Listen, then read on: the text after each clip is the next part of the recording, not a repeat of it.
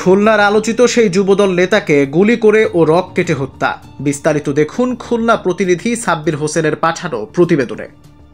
খুলনা মহানগরীর দৌলতপুর থানার পশ্চিম মহেশ্বর পাশায় নিজ বাড়ির সামনেই নির্মম হত্যাকাণ্ডের শিকার হয়েছেন যুবদল নেতা মাহবুব মোল্লা। 11 জুলাই শুক্রবার জুমার নামাজের আগে দুপুর 1:30টার দিকে 3 দুর্বৃত্ত তার উপর অতর্কিত হামলা চালায়। গুলি করার পাশাপাশি শরীরের বিভিন্ন স্থানে রক্ত কেটে দেওয়া হয়। তীব্র রক্তক্ষরণে মুমূর্ষু অবস্থায় স্থানীয়রা তাকে খুলনা মেডিকেল কলেজ হাসপাতালে নিলে কর্তব্যরত চিকিৎসক তাকে মৃত ঘোষণা করেন। দৌলতপুর থানা বিএনপির সাধারণ সম্পাদক এমাম হোসেন ঘটনার সত্যতা নিশ্চিত করেছেন। নিহত মাহবুব মোল্লা দৌলতপুর থানা যুবদলের সাবেক সহ সভাপতি ছিলেন।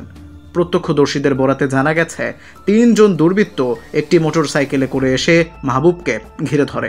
তাদের মধ্যে একজন হেলমেট পরা থাকলেও বাকি দুজনের মুখ খোলা ছিল। কোনো কিছু বুঝে ওঠার আগেই কাছ থেকে গুলি চালায় এবং ধারালো অস্ত্র দিয়ে রক কেটে দেয়।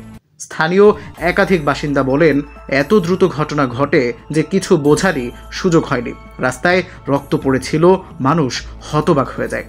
জানা গেছে গত 18 ফেব্রুয়ারি খুলনা প্রকৌশল ও প্রযুক্তি বিশ্ববিদ্যালয়ে ছাত্র রাজনীতি বন্ধের দাবিকে কেন্দ্র করে সংঘর্ষে মাহবুব মোল্লার একটি ছবি ভাইরাল হয়। ওই ছবিতে তাকে হাতে রামদা নিয়ে দাঁড়িয়ে থাকতে দেখা যায়। ঘটনার পর যুব দলের কেন্দ্রীয় নির্বাহী কমিটি তাকে বহিষ্কার করে। খুনের পেছনে রাজনৈতিক বিরোধ, ব্যক্তিগত শত্রুতা নাকি পূর্বের কোনো ঘটনার প্রতিশোধ সে বিষয়ে নিশ্চিত হওয়া যায়নি। দৌলতপুর থানার ভারপ্রাপ্ত কর্মকর্তা জানান, আমরা ঘটনাস্থল পরিদর্শন করেছি। ঘটনার প্রকৃত কারণ উদ্ঘাটনে তদন্ত চলছে। জড়িতদের শনাক্ত করে দ্রুত আইনের আওতায় আনা হবে।